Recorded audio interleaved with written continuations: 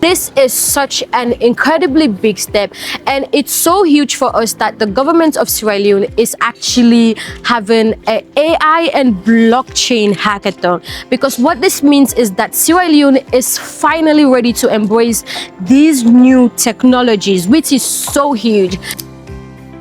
For blockchain, you might as well just find any hacks of the SHA-256 algorithm.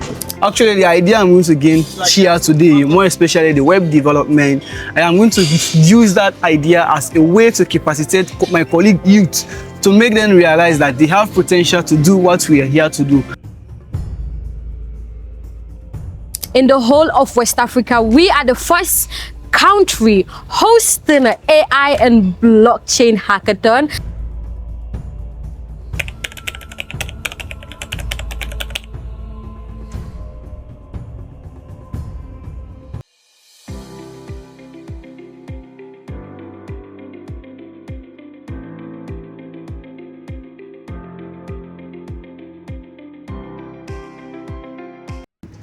So let's say God forbid something happen and mock to the database then we pick up on a data. What they happen? Now none of the able scanning inside National TV. Why? Because you know they go find on at the database. When the rating web click inside it now, alongside the permissionlessness, is that now it decentralized. Meaning not to one authority, we control all money data. Instead the data is managed and to some extent controlled by we all. And like outside the data, it is your responsibility to manage your own data. So now the web clicker with associating web 2 all the years. For instance, if I want to deploy a web application or whatever, so that web application they put it in the day, like everybody back there, you know.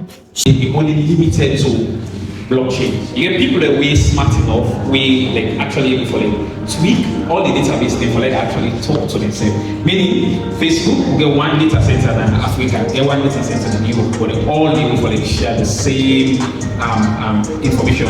But the catch is their information that we Facebook they save now all of their data center they have, so they're not immutable. Meaning they are changeable, like possibly for like change them. But then with the blockchain, once it's there, you cannot change it. So that in this case, decentralization, it means, for instance, waiting they have put for the KMA, every side of the country, where they say the same thing where they do here, where they KMA, they get the same service, they get a normal way.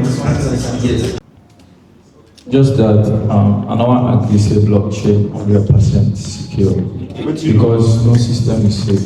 The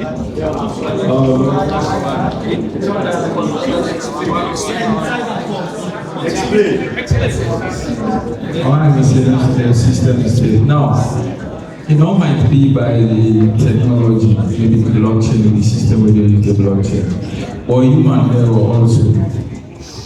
Human error counts. Then talking of the managed data. Now, the technology today, they use that today. But people can then do why they do the thing. Wherein it is actually that the technology they behave so, but not the technology they behave. Then again, I just know I will say 100%. Now you question it. We're not saying about the human. So which as I will say, you say, the statement say, do not hack it one blockchain is as well. So immediately I will say now, no system is 100% safe. So that is the normal. So, thank you very much for the question. There's also a difference between maybe let's say your opinion or what you believe and like actual reality. So for example, the reason why we say blockchain is completely secure is because it is backed by cryptography. And again, to date, well, it depends like which encryption algorithm.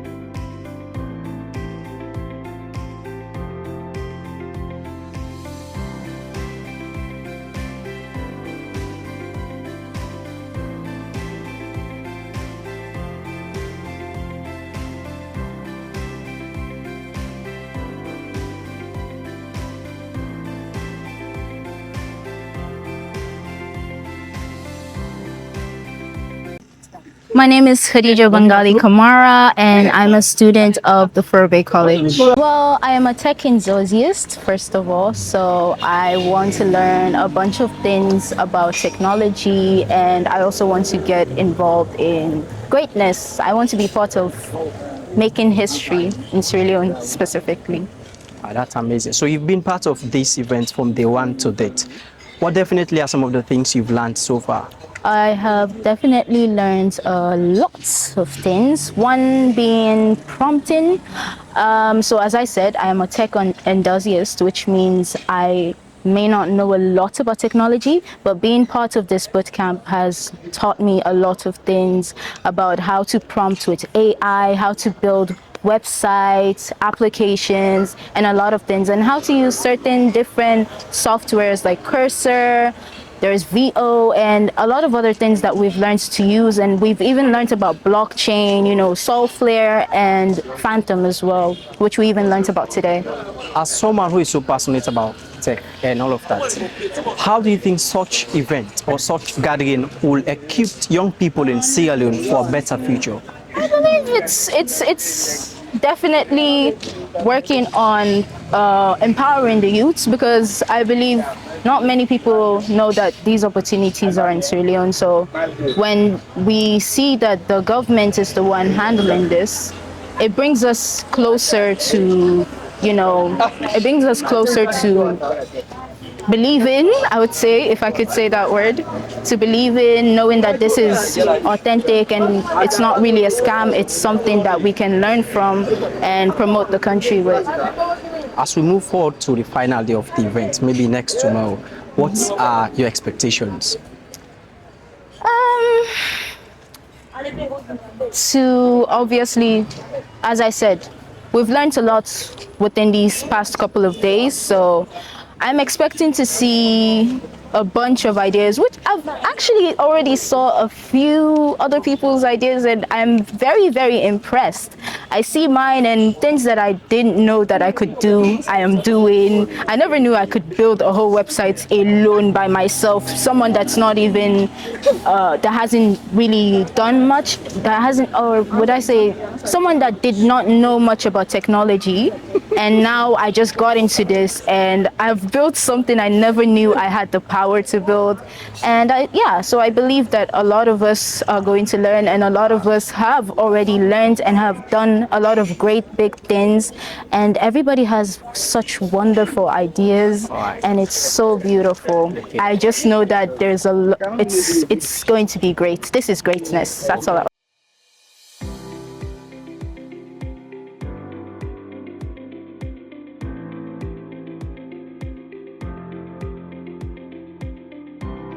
Actually, I feel excited and I am actually enthusiastic to be here.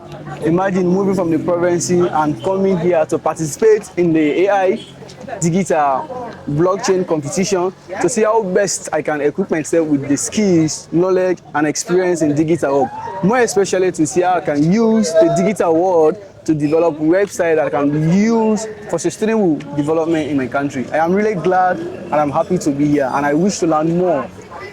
All right, for your own perspective, what do you definitely think are some of the major challenges affecting young people who are into tech and other digital skills? Well, we have numerous challenges. To start with, is the network issue we have in our country. We are not having that kind of stable internet that we can use to utilize our technological skills. We lack the infrastructures, we lack machines, computers that we can use. Though we are now having experts, people that are willing to share the idea with us, people that are willing to teach us, but the huge challenge we are facing as a scientist, not especially engineers that are involved in software development, that is the internet and electricity challenge. Can you imagine, I'm coming from the province, it takes a week without having lights, without having access to strong internet, and I cannot be able to operate, to effectively involve in digital developments where I don't have access to internet and electricity. So we are really challenged that kind of areas.